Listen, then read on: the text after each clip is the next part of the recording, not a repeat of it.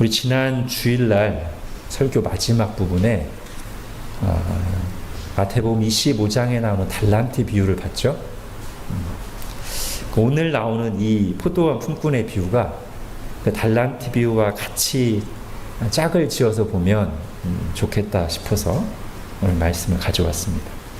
그 달란트 비유의 마지막 부분에 보면 주인이 선포하잖아요. 한쪽에는 내 주인의 즐거움에 참여할지어다 했고, 다른 한쪽에는 바깥 어두운 데로 내쫓으라, 거기서 슬피 울며 이를 갈리라 라고 했어요. 그래서 이 비유는 마지막에 하나님 앞에서 각 사람이 인생을 결산할 때 영생과 영벌로 나뉘게 될 두 부류의 인생이 있다는 걸 말하는 비유입니다. 이 비유의 앞에 나오는 열처녀의 비유, 이 비유의 바로 뒤에 나오는 양과 염소의 비유, 똑같이 주님이 다시 오실 때, 그래서 최종 결산을 할 때 영생과 영벌, 천국과 지옥으로 들어가게 될 두 종류의 사람을 말하고 있는 겁니다.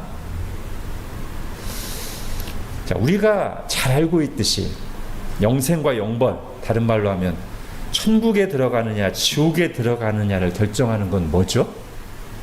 행위인가요? 아니죠. 믿음이죠. 우리가 뭘 하고 우리의 공로로가 아니라 오직 예수 그리스도께서 우리를 위해서 십자가에서 하신 일 덕분에, 그리고 우리는 오직 그것을 믿음으로 심판받을 수밖에 없는 죄인들이 구원을 받아서 천국에 들어가는 겁니다. 이게 복음이죠. 이거는 조금도 헷갈리거나 애매할 것 없이 성경에서 너무나 분명하게 가르치는 복음의 진리입니다. 제가 다시 한번 로마서를 읽어드릴게요. 그러므로 율법의 행위로 그의 앞에 의롭다 하심을 얻을 육체가 없나니 율법으로는 죄를 깨달음이니라. 이제는 율법 외에 하나님의 한 의가 나타났으니 율법과 선지자들에게 증거를 받은 것이라. 곧 예수 그리스도를 믿음으로 말미암아 모든 믿는 자에게 미치는 하나님의 의인이 차별이 없느니라. 모든 사람이 죄를 범하였음에 하나님의 영광에 이르지 못하더니 그리스도 예수 안에 있는 속량으로 말미암아 하나님의 은혜로 값없이 의롭다 하심을 얻은 자 되었느니라. 더 이상 어떻게 분명하게 얘기할까요? 이게 복음입니다. 오직 믿음으로, 오직 은혜로. 자, 그런데 성경은 이 오직 믿음의 구원의 진리와 함께 이렇게 믿음으로 구원받은 사람들, 참된 믿음으로부터 나오는 삶의 열매에 대해서도 또 분명하게 말합니다. 다시 말하면 예수 그리스도를 믿는 사람들이 어떻게 살아야 되는지에 대해서도 힘주어 가르치고 있는데, 마태복음 25장에 나오는 세 가지 비유, 열처녀의 비유, 달란트 비유, 양과 염소의 비유가 바로 그런 내용을 담고 있는 거예요. 자, 지난주에 봤던 이 달란트 비유에서 말하는 건 뭐죠? 마지막에 영생과 영벌을 나누는 기준이 뭐였어요? 무엇을 위해 살았느냐로 나뉜다고 했죠. 누구를 위해 살았느냐.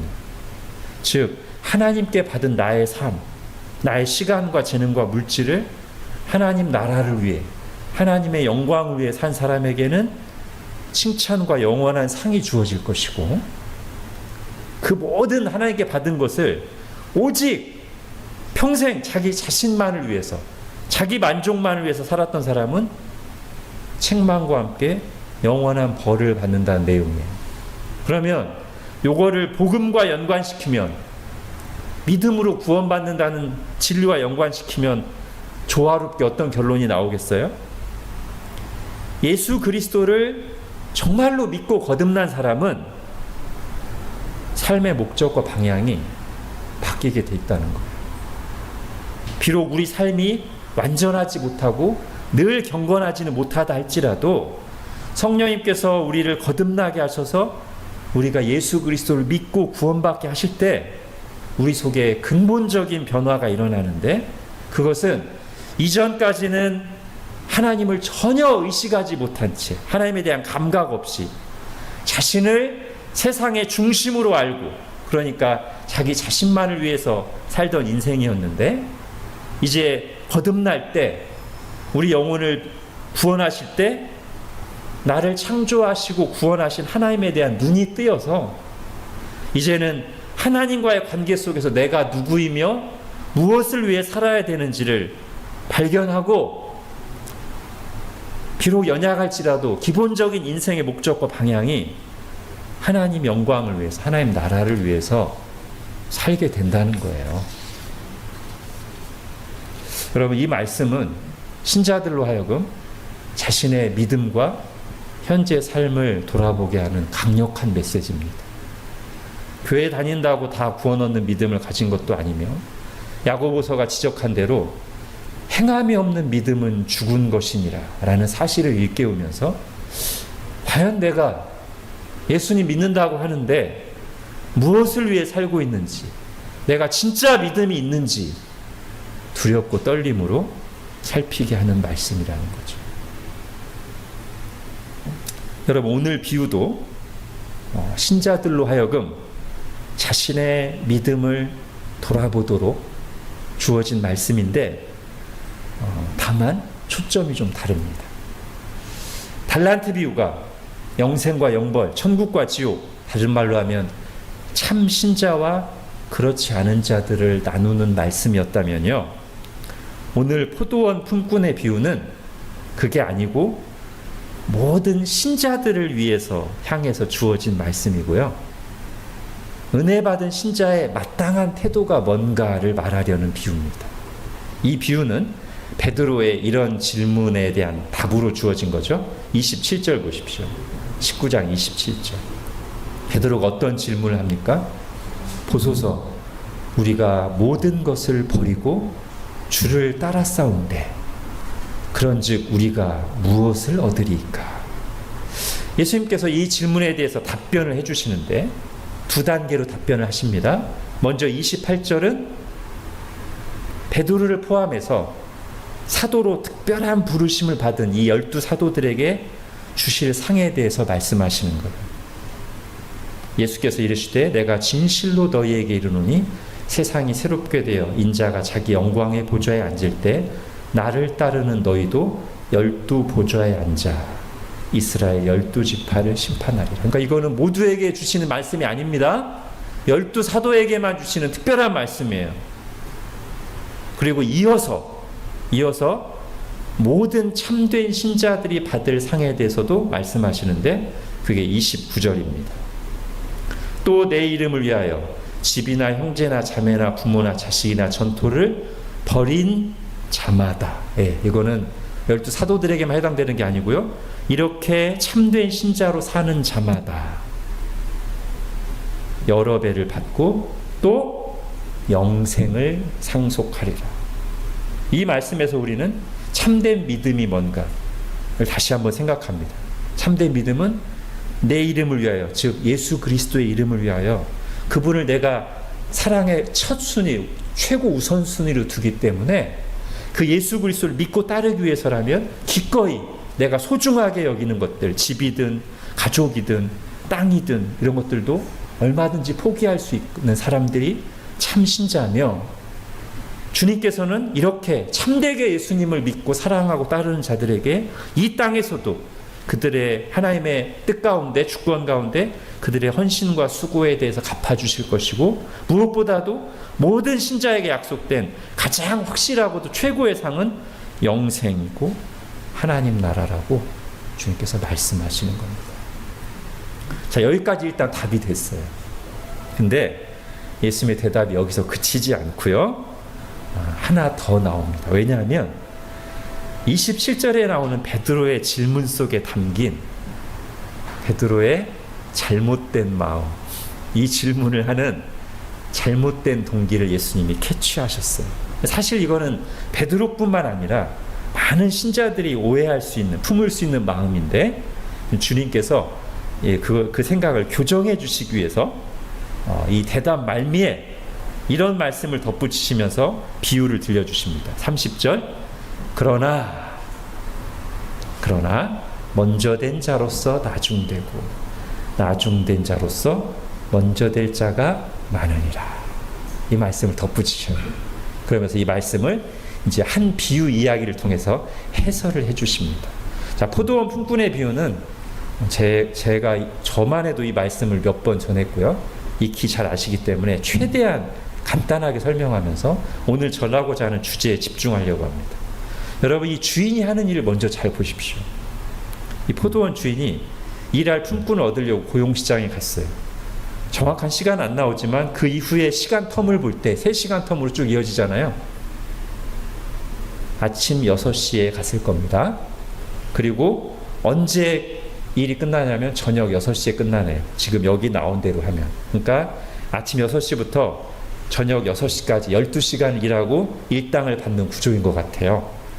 근데 이 주인이 맨 처음에 아침 6시에 가서 품꾼들과 계약을 했어요. 한 대량 하루 품삯을 주기로 약속하고, 그리고 나서 여기서부터 잘 보세요. 9시에도 가서 일꾼을 고용합니다. 12시에 가서도 일꾼을 고용합니다. 3시에 가서도 일꾼을 고용합니다. 심지어 일을 종료할 시간이 거의 다 된 1시간 남겨놓고 오후 5시에 가서도 온종일 일을 구하지 못하고 빈둥거리고 있는 몇몇 사람을 만나서 그들을 역시 고용합니다. 자, 일과를 마치고 결산할 때 주인이 오후 5시에 와서, 사실 1시간도 제대로 일 못했을 거예요. 그죠? 5시에 와서 뭐 설명 듣고 막 준비하고 막 들어가고 해서 하다 보면 1시간도 못하죠. 근데 1시간도 제대로 일 못한 사람에게도 하루 품삯을 줘요. 여러분, 이 주인은 처음부터 그럴 마음을 가지고 일꾼을 구했던 거예요. 그런데 어떻게 일꾼을 고용했다고요? 12시간 꽉 채워서 일을 시켜야 되는데 그게 아니라 아침 6시뿐만 아니라 9시, 12시, 3시, 오후 5시까지 고용했어요. 여러분, 여기서부터 이미 이 비유는 일반적인 고용 원리와 다르다는 것을 보여줍니다. 이 비유에 나오는 주인은 하나님을 상징하잖아요. 품꾼을 불러 일을 시키려고 할 때 애초부터 어떤 이문을 남기려고 효율을 따지는 방식으로 지금 품꾼들을 부르시는 게 아니고요. 오히려 이 비유 속에 있는 주인은 가만히 놔두면, 내가 부르지 않으면 종일 빈둥거리며 아무것도 건지지 못하고 의미 없이 하루를 허비할 사람들에게 일을 주고 품삯을 주기 위해서 계속해서 부지런히 사람들을 찾아 나서고 불러서 당신의 포도원의 일을 맡기시는 주인인 거예요. 즉, 의미 없이 살던 인생이 이런 좋은 주인의 부르심을 받아 그분의 포도원에 들어가 일할 수 있고 약속한 품삯을 받는 것 자체가 은혜라는 거죠. 물론 이 은혜로운 부름을 받은 사람들마다 시점도 다르고 일을 한 분량도 다르고 아마 일의 종류도 조금씩 달랐을 거예요. 그죠? 똑같이 포도원에 들어간다고 해도 일이 다 똑같진 않죠. 그럴지라도 누구든지 간에 이 포도원에 들어와서 일한 사람은 그 누구도 한 사람도 손해본 사람이 없으며, 아니 오히려 그들이 이날 은혜가 풍성한 이 선한 주인의 선택과 부르심을 받아 그분의 포도원에서 일할 수 있었다는 것 자체가 은혜입니다. 자, 근데 마지막에 이 은혜의 품삯을 받는 단계에서 이제 문제가 발생하는 거예요. 마지막에 온 사람들이 한 데나리온 하루 품삯을 받는 것을 보고 아침 6시부터 일한 사람들이 볼 때, 와, 우리가 훨씬 많이 받겠다. 잘못된 기대를 하고 있었는데 똑같이 하루 품삯을 주니까 그 사람들이 불만을 품고 주인을 원망합니다. 근데요, 이들은 달란트 비유에 나온 그 악한 종처럼 뭐 갖고 있던 것들을 빼앗기지도 않고요, 어두운 데로 쫓겨나지도 않습니다. 오히려 이들은 불만을 품고 원망하면서도 주인이 약속했던 한 데나리온을 고스란히 받습니다. 이들은 지금 불신자가 아니라 신자입니다. 그것도 온종일 주인의 포도원에서 헌신하고 땀 흘리며 수고했던 신자들입니다. 그런데 안타깝게도 이렇게 남들보다 더 일찍 또는 더 많이 평생 주님을 위해서 헌신하고 수고하고 은혜를 경험했던 신자가 막판에 다른 신자들과 비교하면서 계산하면서 마음의 기쁨과 감사가 사라지고 오히려 스스로 시험에 들어 원망과 불평을 하고 있는 거예요. 여러분, 이 비유 속에서 이들이 했던 말 12절 보세요. 처음에 와서 제일 많이 수고했던 사람이 했던 말 보세요. 12절에 나중 온 이 사람들은 1시간밖에 일하지 아니하였거늘 그들을 종일 수고하며 더위를 견딘 우리와 같게 하였나이다. 여러분, 이 말 속에서 아까 9장 27절에 나오는 베드로의 질문이 오버랩되지 않습니까? 베드로가 9장 27절에서 보소서 우리가 모든 것을 버리고 주를 따라 싸우는데 그런즉 우리는 무엇을 얻으리까? 이게 무슨 뜻이에요?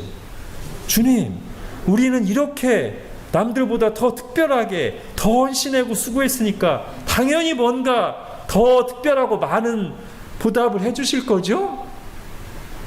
이 마음이 들어있는 거예요. 그죠? 이 마음을 가지고 질문을 하는 거예요.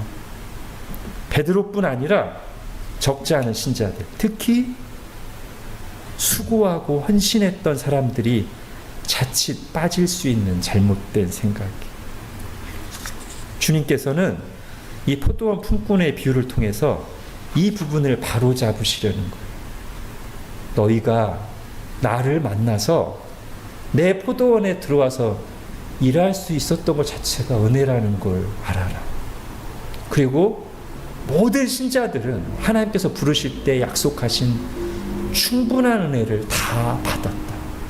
누구도 손해본 사람이 없고 다 그 부르심에 합당하게 삭슬 받았다. 만일 이걸 놓치고 다른 사람들과 비교하며 원망 불평에 빠진다면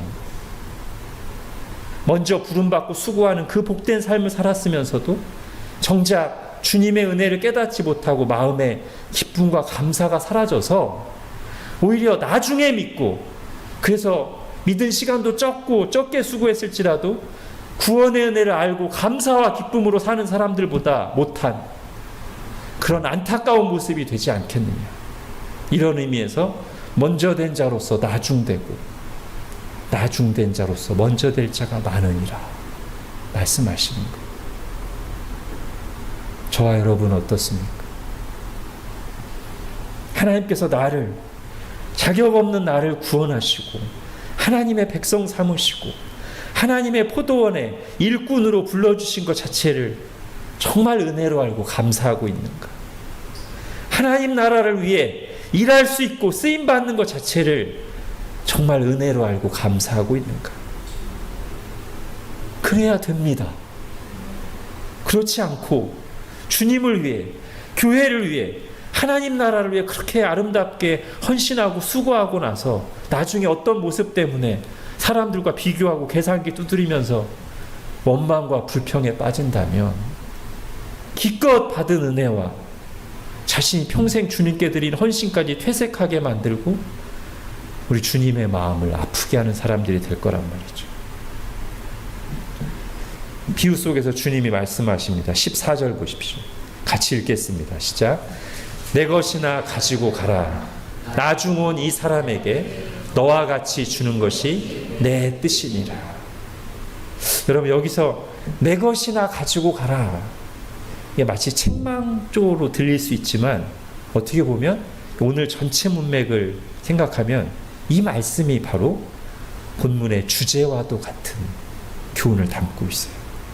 내 것이나 가지고 가라. 다른 말로 하면 비교하지 말고 하나님께 네가 받은 것을 감사해라. 남들과 비교하지 말고 네가 받은 부르심과 상에 만족해라. 여러분, 오늘 본문을 이제 이렇게 해석하고 나면요, 떠오르는 본문이 있어요. 여러분 혹시 생각나는 본문 있습니까? 오늘 본문이 지금 베드로가 질문하고 예수님께서 그걸 교정하시면서 주신 답변으로 이루어져 있잖아요. 자, 비슷한 주제를 가지고 베드로와 주님 사이에 오간 대화가 있어요. 요한복음 21장입니다. 베드로가 예수님 배신하고 떠나잖아요. 근데 주님께서 그런 베드로를 다시 찾아오셔서 목양의 사명을 맡기십니다. 오늘 표현으로 하자면 도망친 품꾼을 주인이 다시 찾아오셔가지고 포도원 일꾼으로 다시 써주시는 거예요. 자, 그러시면서 주님께서 장차 베드로가 감당해야 될 수고와 헌신에 대해서도 예언처럼 말씀하시죠. 사람들이 네 팔을 벌리고 데리고 갈 것이다. 이제 베드로가 당할 고난과 순교를 암시하는 말씀인데요. 여러분, 이 말씀 딱 듣고 나서 베드로가 불쑥 곁에 있던 경쟁자 요한을 보면서 주님께 질문합니다. 주님, 이 사람은 어떻게 되겠습니까? 지금 베드로가 이 질문을 하는 마음을 한번 생각해 보세요. 도망쳤던 품꾼이 다시 은혜로 부르심을 받은 그 은혜는 모른 채 마치 자기 혼자 고난당하는 것이 억울하다는 듯이 지금 질문하는 거예요. 주님, 이 사람은 어떻게 되겠습니까? 그러자 주님께서 대답하시죠. 내가 올 때까지 그를 머물게 하고자 할지라도 내게 무슨 상관이냐? 너는 나를 따르라. 여러분, 이 마지막 부분, 내게 무슨 상관이냐? 너는 나를 따르라. 이 말씀이 오늘 비유 속에 나오는 주인의 대답과 연결되지 않습니까? 네 것이나 가지고 가라. 비교하지 말고. 여러분, 이것이 베드로뿐 아니라 우리에게도 모든 하나님의 주권적인 은혜의 부르심을 받고 각자의 자리에서 주님의 포도원에서 수고하는 우리에게 주시는 말씀입니다. 우리는 다 각자 부르심을 받은 자리에서 땀 흘리고 헌신하며 수고하다가 때가 되면 주님께서 약속하신 칭찬과 영생과 하나님 나라를 선물로 받을 것인데, 이때 우리가 정말 마음으로 새겨야 될 진리가 오늘 본문에 담겨 있는 것. 여러분, 오늘 본문에는 신자의 삶을 구성하는 핵심 요소가 잘 요약되어 나옵니다. 하나는 하나님의 주권적인 은혜와 부르심. 두 번째는 그 부르심에 따라 우리가 수고하고 헌신하는 것. 그렇죠? 그리고 상을 받을 것이고, 마지막에 뭐가 있어야 이제 완성이 되냐면 감사가 있어야 완성이 되는데요. 지금 마지막 이 단계에 아침 일찍 와서 수고했던 포도원 품꾼이 감사가 아니라 원망과 불평을 하고 있는 것이고요. 지금 베드로의 질문 속에는 바로 마지막에 원망과 불평을 할 수 있는 씨앗임이 들어있는 거예요. 우리가 이렇게 수고했는데 우리는 뭐 특별한 거 없습니까? 라든지, 주님, 이 사람은 어떻게 됩니까? 저는 죽도록 고생하는데. 이런 질문 속에 이게 마지막 이 완성시킬 감사가 아니라 자꾸 비교와 뭐가 다른 게 들어가요. 그거를 교정하시면서 하나님 다시 일깨워 주시는 거예요. 주권적인 은혜의 부르심. 그거에 따라서 우리는 각자의 위치에서 포도원에서 수고하고 땀 흘릴 것이고, 주님께서는 누구도 손해보지 않게 우리에게 충분한 상을 주실 것이니 비교하고 원망 불평하지 말고 감사하라. 내 것이나 가지고 가라. 내게 다른 사람이 무슨 상관이냐? 너는 너를 부르신 나를 따르라. 여러분, 우리가 부르심 받은 이 길 위에서, 주님의 포도원에서 하나님께도 기쁨이 되고 우리도 흔들림 없이 주어진 길을 가기 위해서 우리가 굳게 붙들어야 될 말씀입니다. 기도하겠습니다. 하나님, 주님이 우리를 찾아오시고 불러주지 않으셨다면 우리가 우리의 창조주이시고 구원자이신 하나님도 모른 채 허무한 인생을 살다가 갔을 터인데 저희를 구원하시고 하나님의 백성 삼아주시고 하나님의 포도원에서 하나님 나라를 위해서 수고하고 일하도록, 그리고 우리가 한 것에 넘치도록 상을 주시는 그 은혜의 자리로 불러주신 것을 감사합니다. 하나님, 저희가 정말 이것이 은혜인 줄을 알아서 베드로처럼 열심히 하다가 곁눈질하고 다른 사람들과 비교하며 스스로 시험에 들어서 복된 길에 있으면서도 그걸 놓치고 원망과 불평에 빠지는 것이 아니라 마지막 감사의 단추를 끼워서 이 은혜의 부르심을 잘 마무리하고 하나님께 영광 돌리는 저희들 되게 하여 주옵소서. 예수님의 이름으로 기도합니다. 아멘.